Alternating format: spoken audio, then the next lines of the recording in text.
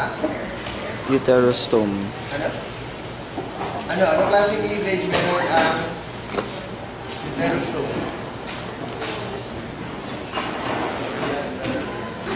Ano? Wala yung sa manual yung talaga sa manual. Ano ba pag may sumagot ng last meeting yung protostomates merong spiral cleavage, di ba? So yung uterostomes merong anong klaseng cleavage? Wala? Sige. So kailan niya research? Basta alamin nyo kung ano yung difference ng protostome at uterostome. Tapos, so itong unang phylum na i-discuss natin, sila yung echinoderms.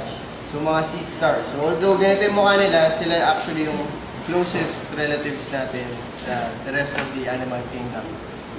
Okay? Yan. So wala silang ganglionic nervous system. Dahil nga radial yung symmetry nila, so in-expect natin tulad ng Cnidarians, meron silang parang diffuse na nervous system. Pero actually, well-organized yung nervous system niya. So instead of a ganglionic nervous system, meron siyang tinatawag na nerve ring. So yung central disc, nakapalibot dyan yung brain niya. Okay? So may circular brain siya dito. Yan. So silang lahat nga, either radial symmetry or in the case of the sea cucumbers, secondarily bilateral sila. Okay, so meron siyang, unique sa phylum na to is yung water vascular system. So hindi distinct yung circulatory system tsaka respiratory system niya. Instead, meron siyang series of vessels leading to the outside environment. So directly connected siya sa water. Tapos nag-flow lang yung water dun sa water vascular system. Tapos, ano pa? Yan. So, tingnan natin yung mga different classes. So, yung first class is yung crinoidea. So, ito yung mga crinoids or yung sea feather sea lilies. Okay?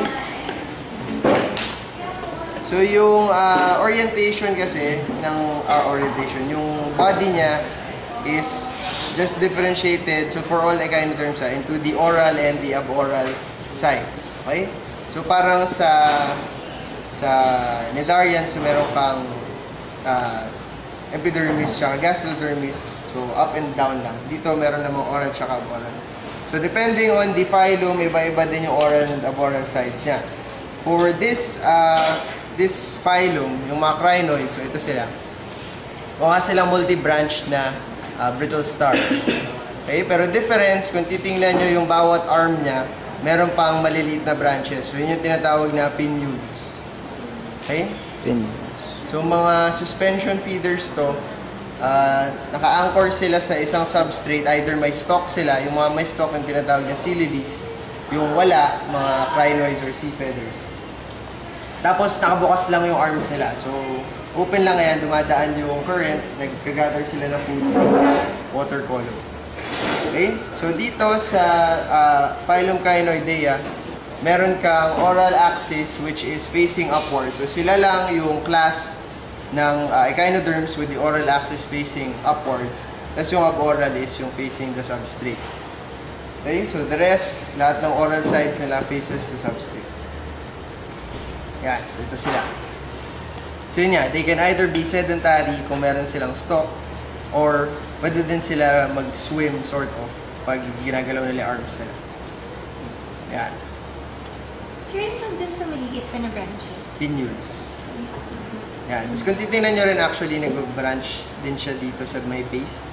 So, hindi lang siya 5 or more arms. Nag-branch din yung each arm. Yan. So, modified talaga siya for suspension feeding. Tapos, ito lang din yung phylum na walang madreporite. So, yung madreporite is just the opening or the entrance to the water vascular system. So, para lang siyang sieve plate. Okay? Yan. So, ito yung Comanthus. Yung next class is yung mas familiar sa inyo, yung mga asteroids. So, Asteroidea, sila yung mga sea star. So, difference na ng sea star sa mga brittle star is, wala pa tayong magandang kanila. Yan. Difference nila is that yung central disk ng mga sea star hindi siya distinct. So, walang clear delineation tulad ng mga brittle stars. So, brittle stars, ayan. So, kita-kita yung central disk. Okay? So, itong mga sea stars naman, yung mga asteroids, Usually, pentamerous yung symmetry nila. So, 5 ring. In some genus or genera, more. Pero, typically, pentamerous nga yung kanilang body layout. Okay? So, makikita nyo dito, several parts. Wala bang mas maganda? Yan. So, ito pala yung Lynchia. So, madalas na makita sa mga beach, ito yung kulay blue. So, siya yung blue sea star. Okay? Tapos, may makikita kayong part dito na nakabilog na red. So, yun yung distinct. Wala talagang ganyan sa totoong buhay. Pero, binilugan lang ng mga estudyante. So, for all ata, ayan, may bilog din na black naman dito. So, binibilugan nila yung mga madreporite. So, dyan pumapasok yung tubig papunta sa water vascular system. So, napapansin nyo, lagi siyang located between two legs. Madreporite. So, ganun siya lagi. Sea stars. So, ito yung Protoriaster. Ito madalas nito makita sa beaches. Sila yung mga, usually red, brown, gano'n. Yan, ito sila. Kung baliktarin mo siya sa kanyang oral axis, so again, yung oral side niya is facing the substrate na ganun yan. So, yung oral side niya, makikita niya may parang grooves siya along the arms. So, yung grooves na to, yung tinatawag na ambulacral grooves. Okay? So, dito lumalabas yung kanyang feet.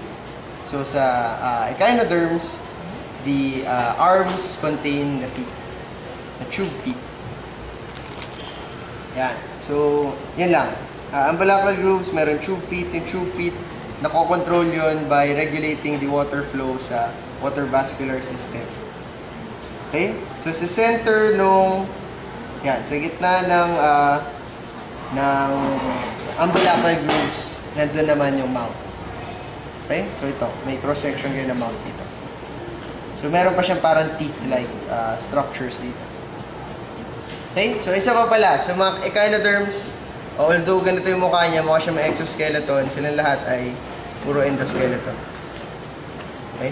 So, itong matigas na part na to, endoskeleton to kasi tinatakpan pa siya ng skin kung buhay to. Okay? So, Protoriaster, Lynchia, tapos meron kang Pulsita. So, ito yung pincushion starfish. Medyo mahirap siyang makita kung cryptic yung colors, kung mukha lang siyang bato. Pero some starfishes some Pulsita, very bright yung kulay. So, merong green, merong orange. Tapos, usually may flower patterns pa siya dito sa taas. Maganda siyang tingnan pag buhay. Yan. Pero binaliktad mo, halatang-halata yung kanyang pentamerous plant. So, obvious na sea star siya. Okay? So, Pulsita. Tapos, meron tayo nitong Acanthaster. So, hindi na maganda tong Acanthaster na to. Pero pag buhay to, very colorful din siya. So, usually may blue. Blue yung major color niya. Maraming purple, red, gano'n. Although maganda siyang tingnan, ito ay dapat ina-avoid pag nakikita niyo sa dagat. So, ito yung crown of thorns starfish. Kung familiar kayo dun sa crown of thorns, sila yung kumakain ng corals. So, dati, nagkaroon ng crown of thorns infestation sa Boracay. Noong 90s pa ata yun, or late 80s. Pag nag-dive ka raw doon, talagang wala ka na makikitang corals. Puro matte lang siya ng crown of thorns. So, ganun ka-dense. Kaya maganda ang white sand ng Boracay kasi inubos na yung corals ng crown of thorns. Okay? So, actually, may natural predator to na mollusk. So, pakita ko na mamaya. Dapat kasama sa sa specimen pero hindi nalabas. Yan. So, very poisonous to. Kaya siya nagiging problema kasi, una, kinakain ng tao yung predator niya. Tapos, pangalawa, mahirap siyang patayin. So, pag dinidisturb siya, pag tinutusok mo, pinipierce mo yung katawan niya, magpapanik siya, nag-release siya ng ng gametes. Okay? Tapos, pag pinutol mo naman siya, pwede siya mag-regenerate. So, dadami din sila. So, the best way of killing it, or the most sure way of killing it is, pag kinukuha mo siya from the water, tapos binabaon mo siya sa lupa. So, usually, dinidehydrate mo na siya, tapos saka siya ibabaon. Okay? Pero meron ding iba na nag-inject ng poison sa kanila. So, sa El Nido, yun yung ginagawa. Okay? Yan. So, punta naman tayo sa mga brittle stars. So, yung brittle stars naman, yan, nakita nyo ha, so delineated yung central disk, Tapos kaya siya tinawag na brittle star kasi pag hinahawakan mo yung arms niya, pag try mo siya kunin, kaya niyang i-break off. So, para siyang lizard in that sense sa pag inano mo yung buntot na tatanggal. So, madaling mag-break off yung arms niya, pero mabilis din siya mag-regenerate. Okay? So, ito yung Ophiocoma. So, wala naman silang specific na common names kasi puro brittle stars lang sila. Depende na sa patterns ng design. So, dito medyo different yung design ng central disc compared dito sa Ophiolepis. Tapos, ito yung pinaka-common na nakikita sa mga beach, yung Ophiomastics. Pero, Ophiotrix pala. Pero, usually, black lang sila. So, itong mga Ophiotrix. Tapos, meron din tayo ng Ophiorachna. So, ito medyo malalaki. Mabilis din gumalaw itong mga Ophiorachna. Pag buhay ito, kulay green naman siya. Okay? So, unlike the asteroids na nasa aboral side, yung madreporite niya, dito naman nasa oral side. Okay? So, katabi ng bibig or ng mouth yung madreporite niya. Okay? So, yun lang sila. Echinoids. So, class, ano nga ito? Echinoidea. Meron tayong dalawang klase. So, regular urchins and yung irregular urchins. Yung regular urchins, sila yung, yung mga sea urchins na madalas yung makita. Yung very circular, very spherical yung kanilang symmetry. So, para lang silang below. So, itong mga echinoids, sila lahat meron ng mga spines. Although hindi na siya distinct pag regular urchins. So, pag ganito, may spines pa rin yan, pero sobrang dense, tsaka sobrang liit, na nagiging parang velvet yung feel pag inaano. Okay? Pero yan, may spines pa rin yan. So, dito, mga regular urchins muna tayo. Meron tayong Echinometra. So, common din to. Hindi naman siya poisonous na urchin. So, kung makita kayo ng Echinometra, pwede niyong paglaruan usually. Okay? Pero I wouldn't advise it kung hindi ka comfortable. Okay? Kasi baka mapiga nyo. Kawawa naman yung urchin. Tapos, meron tayong Trypnustes. So, ito naman, kung madalas kayo pumunta sa mga seagrass beds, ito yung madalas makikita nyo. So, ang ginagawa ng Trypnustes is binabalot niya yung sarili niya sa seagrass. So, nakatago siyang gano'n. Tapos, pag napakan mo, assisting.